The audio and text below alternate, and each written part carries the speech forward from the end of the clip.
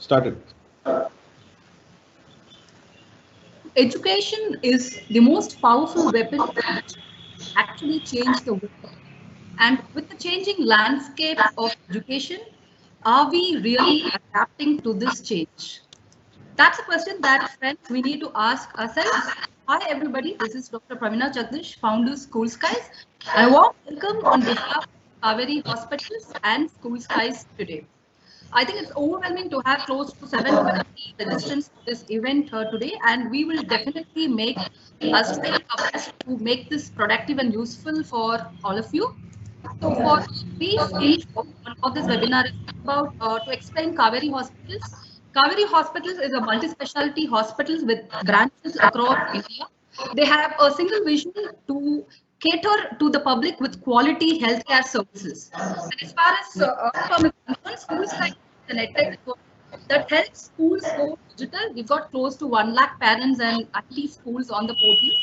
And we operate with a single vision to help schools go digital and to empower every student to learn more.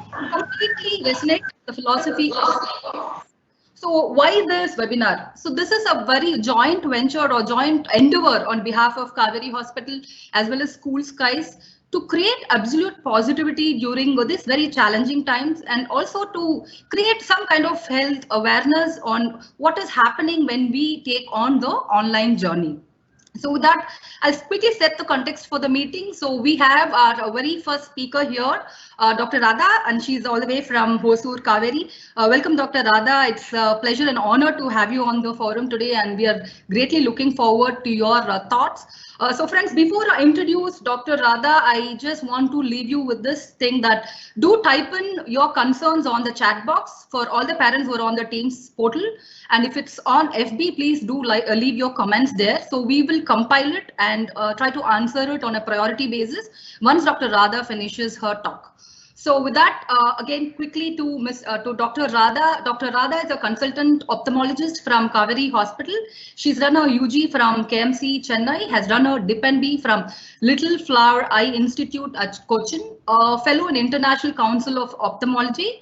And more than anything else, the reason why she's here today is because there's something very close to her heart. Is she's a pediatric ophthalmologist and she treats children with squint. So that's the reason she's here to help us understand how to reduce the strain on the eyes.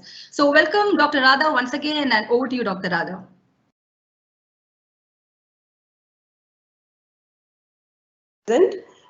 It's my pleasure to be here and share with you all my views on the most pressing need of the hour, that is maintaining the visual hygiene to circumvent the ill effects of long-term exposure to the screens. Actually, all of us are going through a very tough phase, passing through this COVID pandemic, and I hope and pray we all tide over this crisis very soon. And lot of changes has happened in our everyday life, especially with children and teachers. Teachers are learning to take online classes. Children are made to remain indoors, and they are missing their schools. They are missing their friends very much, very much. Though schools have come to their doorstep in form of online classes, with it has obviously come the ill effects of online viewing. And this is the reality, and we need to actually accept it, and we all have to find ways and means to overcome this crisis. And having said that, judicious use of these electronic gadgets as well as following certain prescribed guidelines, we can definitely mitigate the ill effects associated with online exposure.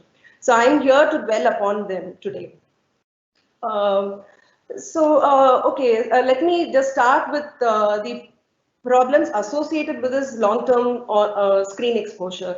So children can have problems of dry eyes, watering, irritation, foreign body sensation, seeing double vision and blurring of vision. They might have inability to maintain focus for near objects, and also they can have headaches, neck pains, shoulder pains. And all these, we collectively call it as computer vision syndrome or the digital eye strain syndrome. And as the name suggests, these are all the problems associated with especially the use of gadgets. And apart from this, children can also have can face anxieties, depressions, mood swings, irritabilities, and they can also have obesity, insomnia. By insomnia, I mean lack of sleep or even difficulty in initiation of sleep. And even their productivity can decrease and their creativity can decrease. And most importantly, myopia, that means short-sightedness, can progress. So all these are the problems associated with computer vision syndrome. And usually more than 75% of these symptoms occur in users of more than 3 to 4 hours a day. And of course, age is no bar, and children also are getting affected by these nowadays. And what are all the other factors which can actually exacerbate this is fixed posture. On a sitting for an online class in a fixed posture for long hours and constant gazing into the monitor, and also most importantly poor ergonomics, in the sense poor workstation. So I'll explain it in detail later. Next is our uncorrected refractive errors. By that, what I mean is minimal this one like cylinders under refractive errors which are not corrected can cause these type of issues. So generally on a day-to-day life, the children might not have problems with this, but if on long-term viewing of the monitor, these problems can actually exacerbate the computer vision syndrome. And even an improper use of glasses, in the sense the power is not correct, what the glasses, what they are currently using, if the power is not correct, it can also exacerbate these symptoms, one of few of these symptoms. And stress is one of the most important factor. So these are the general features of computer vision syndrome. Even before these corona pandemic started, it will be alarming to know that more than 35% of teenagers are using electronic gadgets for more than 50% of their waking hours. And even 1 in 4 children used to use it for more than 3 hours a day. So now that we are all more glued to the online classes and virtual work at home process, so this working hours becomes more and more, and there comes an issue with our computer vision syndrome. So that is why the WHO has actually recommended a fixed screen hour. So they have said that for children less than 2 years of age, there should be absolutely no screen time. So by that I mean absolutely no screen time, and so they are not supposed to view anything, a TV or a computer or a mobile of all electronic gadgets of all these sorts. And 2 to 5 years, ideally it should be less than 1 hour a day, and more than 5 years, less than 2 hours a day. So this is most important because this plays a great role in the great impact in the life of a child, because this is more important for the cognitive and the mental development of a child. These are the general guidelines which, if followed, it will really have a good impact on our lifestyle. So having discussed the issues with the computer vision syndrome, so now let me go about how we can actually go about handling this issue right now. So the first thing will be choosing the right device. This is the first and foremost thing which can be which has to be addressed. So choosing a device with a bigger screen is always better. So if you have a smart TV at home, it is better that you connect the online classes with a smart TV, because bigger the screen, more comfort for the eye. So if that is not possible, you can go for a desktop or a laptop. I would say that mobiles are a strict no for online classes, but if there is no other go, fine, but it's better to avoid mobiles for these classes. And if at all you're using mobiles, you can use it as an online, in the sense, horizontal screen, and also with a stand. That will be better. Next comes our ergonomics. As I said, proper positioning of the child during an online class is the most important of all. So why I'm stressing this? Because this actually helps alleviate most of the issues associated with the online viewing. So first thing which has to be taken care of is the body posture. So the child has to sit erect, in the sense the neck and the head has to be straight. So before that, now that this has become the norm, online classes and work at home has become the norm, it's better that we all have a proper workstation. So you can set something like that at home. So you better have a table and a chair. Even if it's a laptop, it's better to place it over the table, and you can sit on the chair. So as I said, the sitting posture should be vertical, in the sense neck and the head has to be straight, and the monitor distance has to be at least in a fully extended arm. It should be 1 arm's length, so 20 to 24 inches from the child. And the viewing angle, actually, the monitor has to be kept at least 30, the visual axis should be 15 to 20 degrees below the visual line. So if you see this child, you can see that she's sitting comfortably in a chair with the neck and the head straight, and the hands, it's better to have a chair with an armrest, so the arms are rested completely on the armrest, so that you will not have pain later. And the keyboard should be well in the accessible area, since you can see that the wrist is actually just ending, and the keyboard is at the place where the wrist ends. So it will be easy for the child to access the monitor, and the knees and the foot has to be perpendicular with the foot touching the ground. So if we do not have a proper chair at home for the child's height, you can actually place a cushion so that the child can sit in such a way that, as I said earlier, the monitor height, the viewing angle will be 15 degrees below the eyesight. And if you don't have if the feet should not be dangling in the ground, so dangling. So what you can do is you can place a stool or something which can increase the height, and the foot can be comfortably kept over the chair. So these are the ideal ergonomics. This is applicable for adults also. And mind you, this actually brings a lot of changes in our relieving these symptoms. In fact, I would say preventing the occurrence of the symptom, because the adage prevention is better than cure goes very well with this computer vision syndrome. This is not actually very difficult to follow, and once you start following it, you can prevent almost 80 to 90% of these symptoms. And most importantly, in the process of the online class, the child might tend to, go in front of the monitor or lean backwards. So it is the role of parents to ensure that they sit erect throughout the class. That is the most important. And we have something called 1 to 10 feet rule. So it is the approximate viewing distance for every gadget they use. So if it's a monitor, it should be at least 1 feet away from the child. And if it's a laptop, 2 feet. And for a TV, it's 10 feet. So why, this has to be inculcated in the child's mind as much as possible. Why? Because, getting close to these monitors, the child might get an habitual, this can become habit of the child to go close and watch. See, sometimes this is a mark that the child has got a refractive error. In the sense, that means that they have some power in the eyes which has to be corrected. So once the child gets used to this, they maintain this distance, and everything is, the visual hygiene is well maintained actually. And next comes our after I've dealt with ergonomics, next comes our room lighting. So that is the room lighting and the monitor lighting are most important. The room lighting should be a very ambient lighting, and you have to minimize the exterior lightings by closing on the windows, by putting on drapes, and the interior lighting also has to be minimal, with minimal usage of LED bulbs, and make sure that the windows are to your sides and not in the front or the back of the monitor, because the excessive glare from these can cause actually excessive strain on your eyes. So, if you see the brightness of the monitor brightness has to be the same as a room lighting, and the fonts, it's better that you have a good contrast. So you can use a black text over a white background.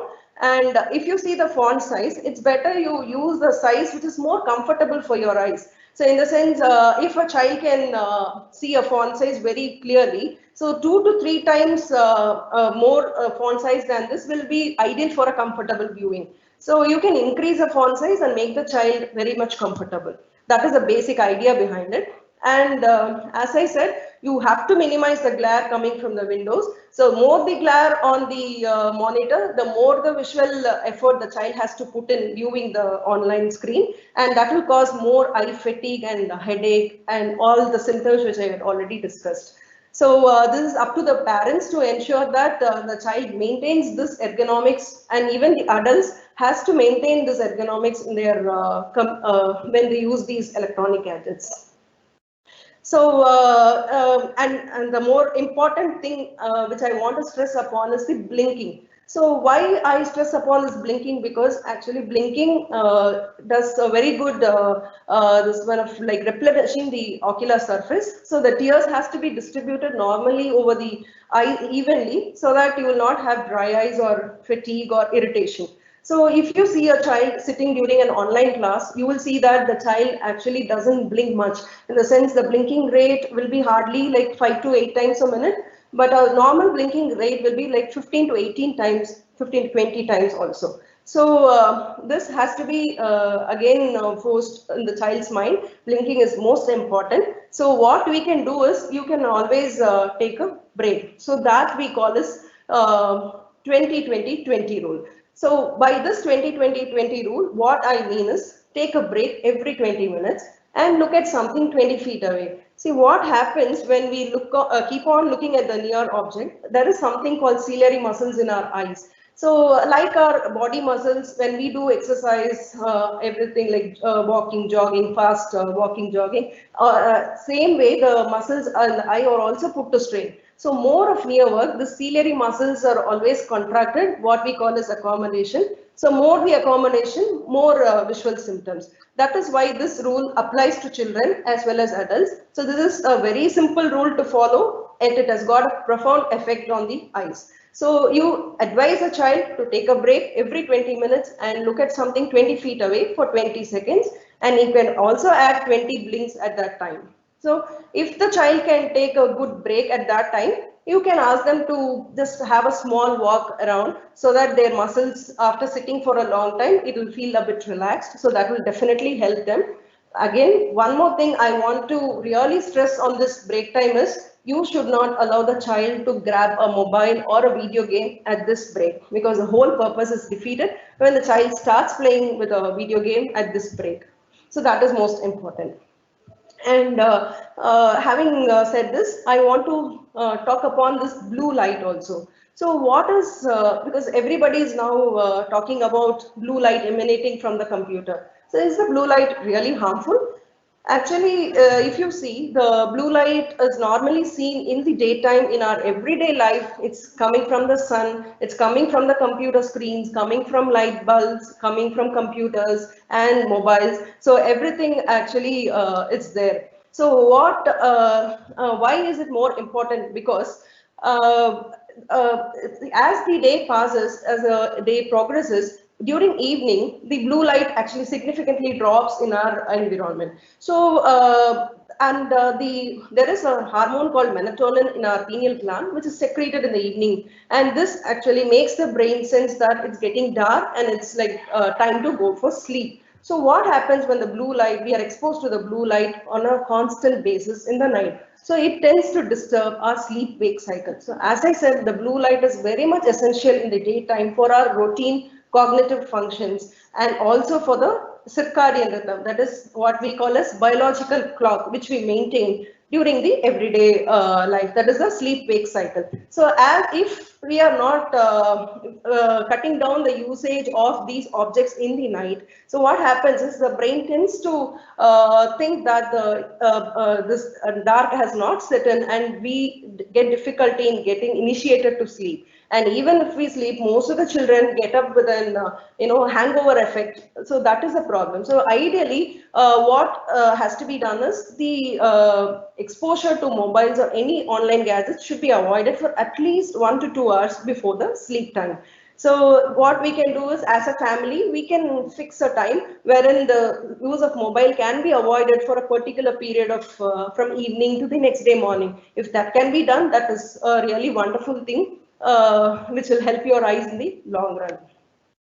So so this is the, and now to minimize the effects of blue light, what we can do is, we can those who are wearing spectacles can use a blue cut lenses which blocks the blue light, or you can also wear an anti-glare coating. but the spectacles alone are not a treatment for the computer vision syndrome. So as I said earlier, this will help the blue light entering your eye. Apart from that, those who are wearing glasses and those who have refractive errors will benefit by wearing glasses. But this is not the only solution. And and proper children should be guided to use these screens as low as possible. And apart from their online classes, it is better that they don't use mobiles for social media and other things. So over to Dr. Praveena, if I have any questions. Yes, Doctor, that was informative. It was useful, and we put tips on, especially the one where you said below 2 years, no screen. So I guess we are in a generation where they start scrolling before they crawl. So I think a lot of young kids first are exposed to TV time because their parents are watching or somebody in the house is watching. I think that's something that the parents need to be guarded on. So that was a very useful tip. And Veni ma'am, are there any questions on this platform before I ask a few other questions? With regard to ophthalmology, I don't have any questions. There's one question: how online classes can be beneficiary to the students? That is the only question. Okay, so that's I will come to that in my concluding remarks, because that's got a little bit to do with ophthalmology. So Dr. Radha, my question to you is a little bit of remedial. So there are a lot of parents who are coming to us and saying that my kid has got this burning sensation in the eye. She's got eye pain or eye problem. So we discuss a lot of diagnostic kind of. So can you give us some remedies? So what do I do when they have kind of eye irritation? What are the precautions? Apart from the precautions, what are the therapeutic things we could do? Well, see, eye irritation can be because of many causes, but right now, considering the situation, it is most probably because of the long-term exposure to the screen. So, as I said, we have something called the evaporative, the tear film in our eyes. So, which when exposed to these screens, it can cause a deficiency of tear film because of evaporation, and especially children sitting in front of these AC vents and any air vents. So these can cause this evaporative dry eyes. So when that reduces the tear film, they can have that irritability and burning sensation. So a simple method is to, as I said already, they can actually cut off their screen time, and after that they can wash their eyes in the normal running water, so that actually prevents this evaporation occurring. And frequent blinking. The blinking, as I said, it's a simple exercise which, when done properly, it actually prevents most of these issues amongst the children. Okay. So do you suggest any medication or eye drops to be used? Yes, actually, there is no need for we have something called the lubricating or the tear drops. So that need not be used on an everyday basis. So once the dryness is really more, in the sense like we need to assess the dryness and we need to see if the child requires a supplement in the form of lubricating drops. So only then we prescribe. Otherwise, there is no drops recommended. Okay, so we've got one question: will longer screen time cause headache in children? So I guess definitely. As I said already, see, it's our eye muscle also behaves like most of our other body muscles. So it's like when you are at rest, you don't feel any pain in your body. The same way as far as eye is concerned, because the distance is viewing is supposed to be the resting position of the eye. So the more near viewing will put your muscles into more of action. What I was showing you, those ciliary muscles. So when that is put more into action, we call that as more accommodation. So that actually more stress on your eyes, more focusing disabilities, and at the end of the day, the child will land up with a headache. Okay, that was it. So there's another question which asks, how is computer vision syndrome diagnosed, especially during this time when it is advisable for children not to visit hospitals with, even when there is urgency? How do we diagnose it? It's a good question. See, I had actually listed out what are the symptoms and what is the symptom complex of these computer vision syndrome. So if you have one or more of these symptoms, you actually fall into that category, and it can be self-diagnosed, obviously. So the only thing which can be done right now at home is, as I said, they can take a break. See, taking the break is the most important treatment for the computer vision syndrome, because and the proper ergonomics, as I said. So because the more we tend to lean towards a computer, and the more we don't maintain our posture, every muscle of the body is put under a lot of stress, and actually everything contributes to these issues. So once you take a day off and then you maintain all these postures, you will be perfectly fine. Okay. So just for the benefit of the audience who joined a little late, could you just summarize 4 or 5 symptoms, like when you talk about the eye strain syndrome, any 4 or 5 symptoms that you could summarize for us, doctor? Yeah. So as I said, dry eyes, irritation, foreign body sensation, headaches, and blurring of vision, even seeing double, that is diplopia, we say double vision, photophobia, intolerance to light, headache, neck pains, and back pains. These are all the most common symptoms associated with computer visions. And of course, as I said, even mood swings and irritabilities are more common, even with children nowadays. Okay, so these are the things that you think we should look out for when we are considering the digital syndrome. Okay, we have another question from Dr. Raghu, which asks, minimum break time between two sessions. Any suggestions on that, ma'am? Yeah, actually now the government themselves have put this one, that 45 minimum of 45 minutes for a session, and then 20 minutes break, and then 45 minutes. So as I said, they 45 minutes is fine, but teachers can actually be a bit lenient, and in between they can give some off-screen time. As I said, every 20 minutes will be ideal to take at least 20 seconds of break. So after half an hour to 45 minutes, the child can be off screen, and the next class can commence after 15 to 20 minutes probably. So I guess that's what even the Karnataka government has put up, 45 minutes, 20 minutes break.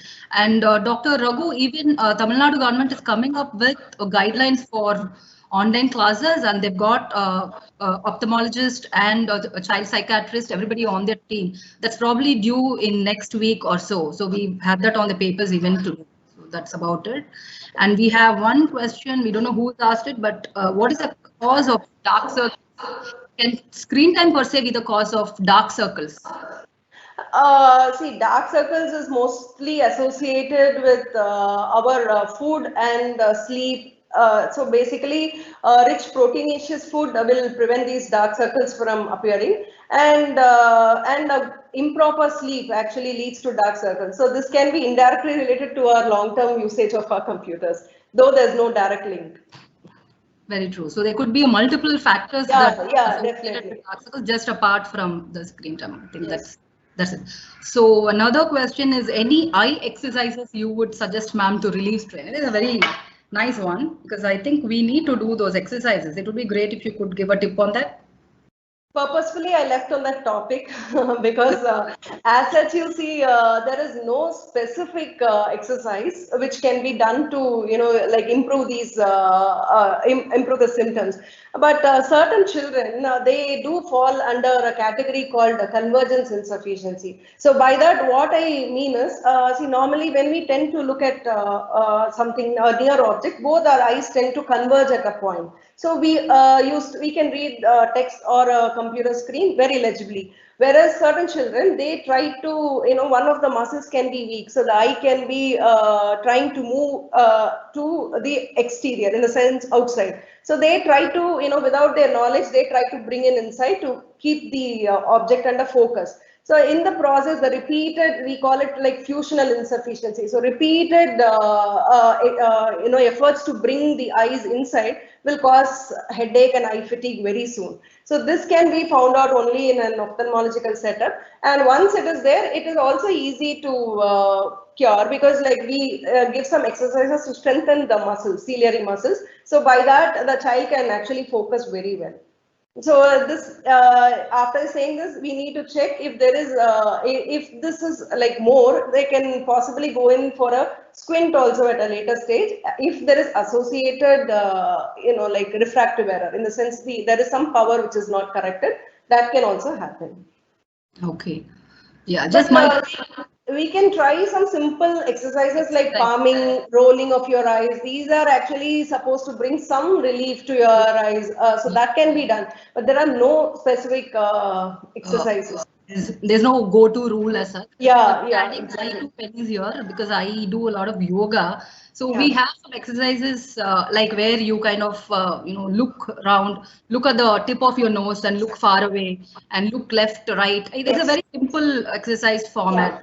Like how you relieve your neck strain. Similarly, you have the relieving your eyes by just focusing near and far away. So that's a very simple exercise. I'm sure doctor would agree to Yeah. that. Yeah. Probably that's something that we could do. And then there is one question which is very interesting. Some food items to enrich eye health. So, is there anything that could enrich eye health? Yeah, definitely. Eyes are more dependent on the vitamin A. So, eyes add color to our life. So, we need to add color to our eyes by eating colored foods. So, all green leafy vegetables and all your colored fruits, papayas, mangoes, and vegetables like beetroots. These are all rich in vitamin A and even egg yolks. So, fish, all these are very good for your eyes. So you just need to take care that you take either of one of these every day in your food. That's it. So the more the colorful the food we eat, Yeah. the platter, the more colorful Yes. it gets. So Yes. that's one. So there is again a nice question here. How do you, even I've seen that. So on continuous viewing, even with adults, we have those red lines in the eyes. So how do we counter that and how do we reduce that? See, as I said, it all brings to one point only, because this is again because of the tear film loss which occurs is all these red lines. So again, always blink, blink, blink. 20-20-20 rule. This is what I like to like take home message, because this might sound very simple, but only if it is practiced very meticulously, you can see what wonders it does to your eyes. Actually, all these, and they can use some, as I said, anti-glare coating. If they are not a regular glass user, only for the system use, they can use a plain glass with an anti-glare coating. That should be better, so that it at least it will reflect some amount of light entering your eyes. So that will prevent your dryness. I was just thinking, is it advisable to wash your eyes between sessions frequently, or will that have counter effects? Is it No, no. okay? Yeah, yeah, definitely yes to wash your eyes, because as I said, it will prevent a component called evaporative dry eye. So your tear film is always maintained, and it's better to wash it in the running water than washing it with some cups or anything, because we do not know whether that might harbor some bacteria or anything, and that can cause later infection of your eye. Or So the washing with the running water is not at all an issue. It can be done as many times as you wish. And there's this question, using headphones is causing ear pain. Any suggestions on that? I think that is bound to be there. So like, for example, now we are not using the earphones. Going without the earphones is probably a good idea, or a Bluetooth.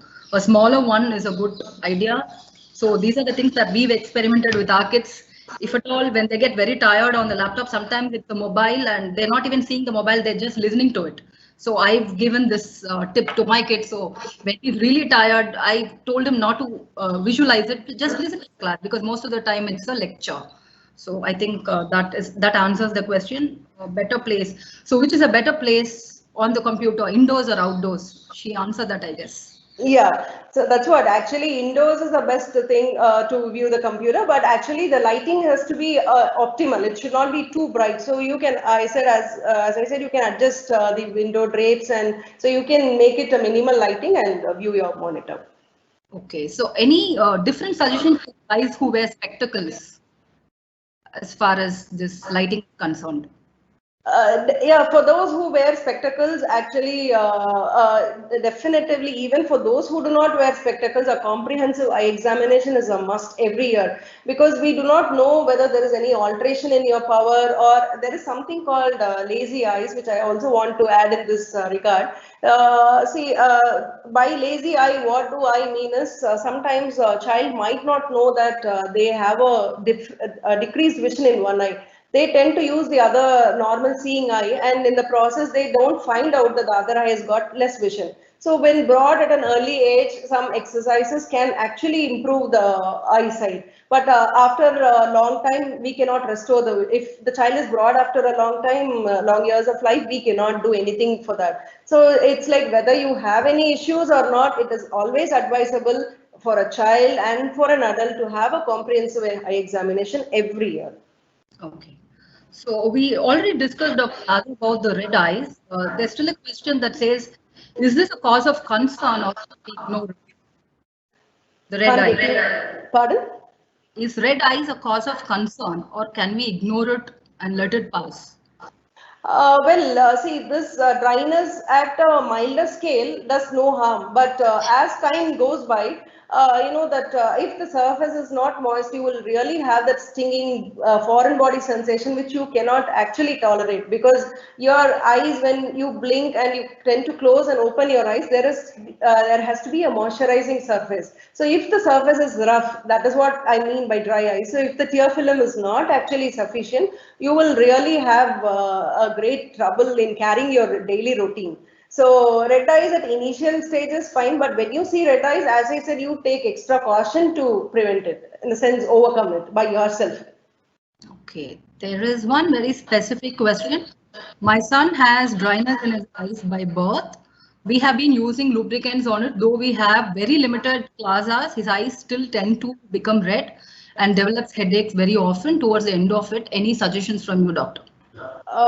So when I said dry eyes, there are actually, you know, the tear film has got 3 layers. So the first is the liquid layer, which we call as aqueous layer, and the second is a lipid, and third is a mucin layer. So either of these deficiency can cause dry eyes. But when it is with the computers, usually it is the upper part, that is what is the evaporative dry eyes. So if the child has that from birth, then it can be the deficiency of other layers also. So that has to be actually investigated, and that has to be addressed in the different way, unlike the usual manner. So probably a clinical examination. Yeah, definitely, yes. Okay, there is a question on any advice for diabetes patients. Advancements. Diabetes. Any precautions or additional information for people with diabetes? Diabetes generally, you know, has got his own effects on his eyes. So the problem with diabetes is most of the symptoms go unnoticed till you get really vision threatening problem, especially the changes with the retina. The most important thing will be to keep your sugars under control. So that will prevent most of your complications. And see, for everything, a routine checkup, whether we have problems or not. As I said, the retina can have lot of changes with sugars. We call it as diabetic retinopathy. There are multiple stages, and till there is 40 to 50% of damage, the patient might not even know that his retina is badly damaged. So if they can come at an early stage, there are many simple measures to treat them, like lasers, and the next step will be injections, and we can actually give them at least restore whatever like vision we can, because mostly diabetic patients are vision lost is lost, but the remaining vision we can actually effectively manage. And apart from that, they are more again for dryness. They have a tendency for this dry eyes. So especially when they are computer users for a long time, they tend to have more of these effects. So I guess that brings us to a point where early intervention, proper diagnosis, and early treatment goes a long way in preserving the health of the eyes. Yes. Okay. So there are a couple of questions which all point towards the same stuff, which says they've got millennials, they've kids, they've spent a lot of time binge watching shows on platforms, and this leads to insomnia and irregular lifestyle. What's your advice to them and how can we control it? I guess a very general question. So, but I think as a mom, your advice would do us some good. So I'll add on, of course. No, see, actually, we have all become addicts to this mobile, actually. So it's like nobody, we can even be without food, but I don't think like we will part with their mobile for a second also. But if we can actually keep our mobiles at a distance in the night time, as I said, like 1 to 2 hours before sleep, like if we cut it from 8 o'clock in the night, all of us, I don't think we will be having this problem of insomnia. So that was what the our ancestors used to do. Right now, we are not able to cope up with this. That's the issue. They never had a mobile. Yeah. And Now, of course, now yoga and meditation definitely helps to a certain extent in all this. I think those exercises definitely help. And I guess now the statistics says an average human being looks at the phone 120 times in a day. So Yeah. it's almost like we don't survive if we don't have a phone. It's okay if we don't have food, kind of a stuff. Exactly. Huge digital era, and it's bound to be that way. So, but Yeah. adding my 2 pennies here, whoever has asked that question. See, I think as far as kids are concerned, what we have applied is we've applied parental controls and we've set screen time limits for our kids. So it's like after 2 or 3 hours, we've used certain tools. All tools are available. You can set screen time. So automatically the kid does not have access to that after the 1 hour or 2 hours for the class or for games she's playing. So what happens is she kind of gets conditioned to that. She knows that it's only 2 hours of gadget time, and then she's not got it. So I guess again it's persistent parenting. We'll have to just keep telling that. In fact, even before I just came into the webinar, I had to tip my daughter saying that no, this is going to be my time. This is not your time. So it's a constant tug of war. Sometimes I lose, sometimes she loses. So we need to come to that balance, I guess, where we put in some parental controls to help. Okay, there is one more question. Do we need to wear plain glasses while using computers for a long time? That's a good question. Do we wear any kind of glasses to avoid glares? Yeah, definitely we can. Thus, it definitely helps. As I already said, those who are not wearing glasses, they can just wear a glass with a plano par and an anti-glare coating. Even they can use blue cut lenses. Like we do have blue filter lenses nowadays, so even that can be used. So that can prevent glare and also the blue light from the computer monitor to a certain extent. Okay, so glasses is fine. So yeah, use of drops. Yes, doctor has told about evidence, not mandatory to use it. But when there is issues of dry eyes, you can use. Okay, is there any remedy for edemic retina causing blurred vision? Laser treatment was done and the edemic condition is no longer there, but still the problem for vision persists. Is there any treatment for it? I guess it has to be some edematous retina. So we need to find out what was the reason for the edema. As you said already, diabetes. So that could have been a reason, or some there are certain veins in our eyes which can get occluded and cause edema. So first of all, we need to find what is the reason for this. And see, usually this edema, when it occurs in the macula, that is the most central part of the visual area. So if the fovea is affected, so this can cause a decrease in vision. And as I said, usually the damage done because of diabetes is done already. So what we aim at preventing the further damage. That is why regular checkup and everything is mandatory.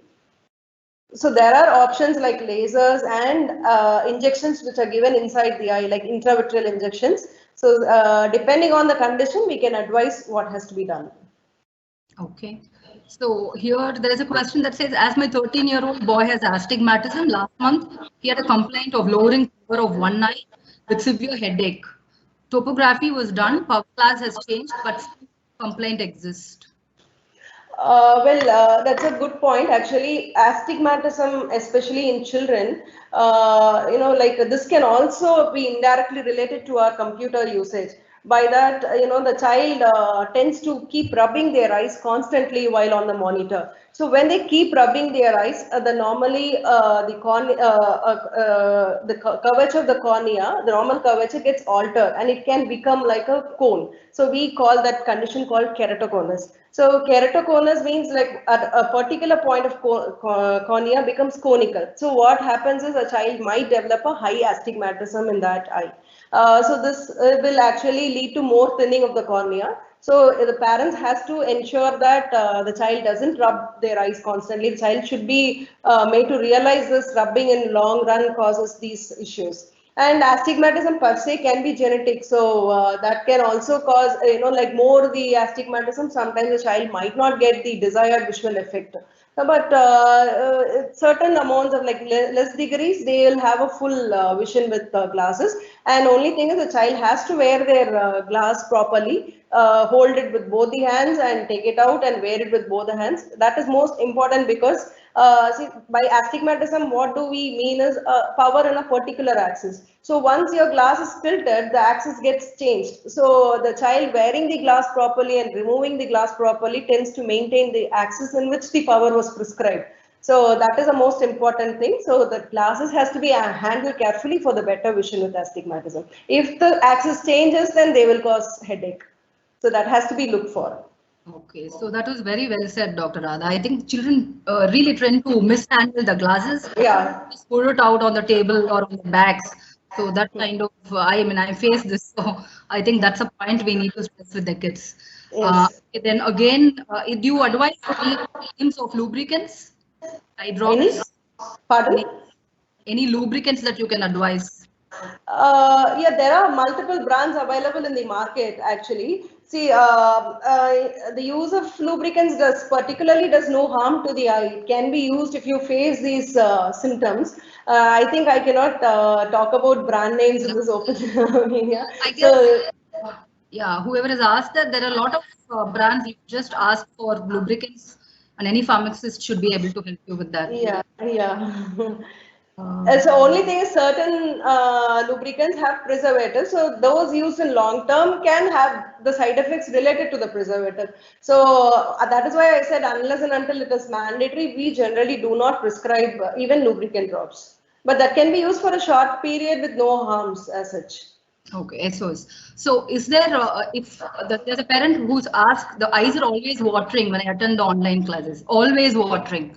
So is there any specific connection to that with the eye health? Yeah, definitely. As I said already, an uncorrected refractive error, especially astigmatism, can cause these type of problems. So we, in those circumstances, the child definitely needs to see an eye doctor and get their eyes checked. So even a minimal power, as I said, that minimal power in our everyday life will not cause any problem. But while you sit in front of your monitor, it will exaggerate all your symptoms. Okay, so I guess she needs to be monitored and needs some clinical intervention there. Yes. I think that is all. Most of the questions is again about computer vision syndrome, that which we already dealt with. So I'm not, does turning screen black and white reduces eye strain? No. Actually, a white background and a black text, that increased contrast will produce a good effect on viewing. So that will be the ideal viewing technique. Okay, so increased contrast was better than the. Yeah, it's like a white background and a black text. Okay. So I think we don't have any further questions, at least not on the Teams platform. So I think the team is taking if there is anything on the FB. So that was really a brilliant session, Dr. Radha. Thank you so much. I think we've got a lot of doubts clarified as well. And I think the take-home message, like you said, is limited screen time with gaps in between the screen time, and using the 20-20-20 rule, and immediate clinical diagnosis, immediate intervention, and proper remedial treatment whenever there is a strain on the eye. So we need to give ourselves that, the idea that health awareness or the eye health is more important than just going into academics and finishing the syllabus. So if we could drive home that point across the education community, I think that will be a real good takeaway there. So I again thank all of you who are present here for this session. I hope it was fruitful and your questions are answered. But please don't hesitate to write to us just in case there is anything else that you would want to know. So I'm just going to leave you quickly with this thought that says that in the current situation, we have across 138 countries, 137 billion people or students locked out of schools. And we do have challenges, but how do we navigate it is what we need to consider. And my 2 pennies is that there are a lot of teachers out there listening to this. So let's make our classes effective, be it educators, edtech partners. So using digital videos increases the versatility of teaching. Using synchronous and asynchronous learning helps teachers engage better with students, engaging sensory experiences. And another thing that's doing the rounds is implementing VR. So VR greatly increases the engagement for kids. And so once we are online, setting up virtual field trips, like you can have a teacher from Hosur take a session for your kid in Chennai. So all of this is greatly possible in digitization. And most important, to second Radha's thoughts, keep our lesson plans very flexible, shorter, viewing time shorter with gaps in between. So I think that's the take home here. And like any other challenge, I think all challenges throw opportunities at us, and with opportunities come innovation. We need to focus on how to build this, the area where we can focus good products, good digitization that can reach out to the kids. That's where we differentiate. And once we take that focus, I think a lot of problems will get solved, and we will be seeing solutions in the limelight. So with this, I would like to thank all the audience out there for the participation and making it so engaging by asking questions. Again, thanks from Kaveri Hospitals and School Skies. So please don't hesitate to write to us at schoolsupport@schoolskies.com in case you have any edtech questions. And of course, write to Kaveri Hospital if you have any questions related to health. There are also a couple of inquiries out there, so you can probably take a click of this. And I wish you all and splendid online journey. Stay positive, stay inspired. Thank you so much. And thank you, Ms. Radha. Thank you so much for the participation. Thank you so much. And I would just like to add one more point on this. I request parents to encourage as much as outdoor activity feasible for the children, maintaining the proper social distancing, because definitely playing an outdoor game will have a significant impact of reducing this the progression of myopia or the short sight. So children need to see, exposed to direct sunlight. So they need to play outdoors, so they can at least, they can sit in the terrace for some time and do some cycling or some sort of outdoor activity to help them boost their psychological standards also. Sure. And I think that's again a very valid point. We will go back to our kids and play for the evening.